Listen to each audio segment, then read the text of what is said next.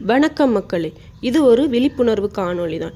அடக்கமுடையார் அறிவில்லார் என்றெண்ணி கடக்கக் கருதவும் வேண்டாம். மடை தலையில் ஓடுமின் ஓட உருமின் வருமளவு வாடி இருக்குமாம் கொக்கு.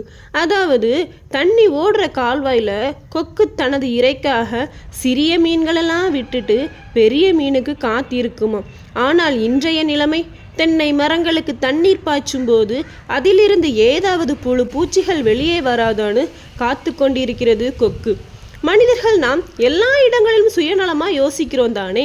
ஆனால் ஏனோ இந்த ஒரு செயலில் மட்டும் பொதுநலமாக இருக்கிறோமோ என்று ஒரு ஐயம் ஏற்படுகிறது. மழைக்காலங்களில் என் வீட்டு கூரையில் விழும் தண்ணீர் எனக்கு என்ற எண்ணத்தில் ஏன் சுயநலமில்லை மனிதர்களுக்கு? இதில் சுயநலமாக இருந்து என் வீட்டு தண்ணீர் என் நிலத்துக்கு மட்டுமே என்று எண்ணி மழைநீர் சேகரிப்பு தொட்டி மூலம் மழைநீரை சேமித்தால் மட்டுமே நீரின் வளம் அதிகரிக்கும். உடனே எல்லாருக்கும் கோபம் வந்துடும். ஆறு குளம் குட்டை எல்லாம் ஆக்கிரமிக்கப்படுறதுனால தானே இப்படி நீரின் பிரச்சனை வருது அப்படின்னு. ஆமாம், நான் இல்லைன்னு சொல்லவே இல்லை.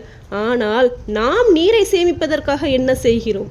மழைக்காலங்களில் கால்களில் சகதி ஒட்டக்கூடாது என்பதற்காக வீட்டை சுற்றி சிமெண்ட் தளம் தானே போடுகிறோம்.